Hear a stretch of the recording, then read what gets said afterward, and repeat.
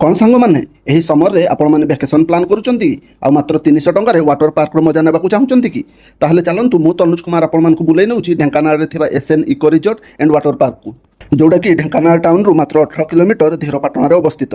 एठाक आसपा road connectivity बहुत भल अच्छी। आपण मैंने बाइक कि कार रे आसीपारे।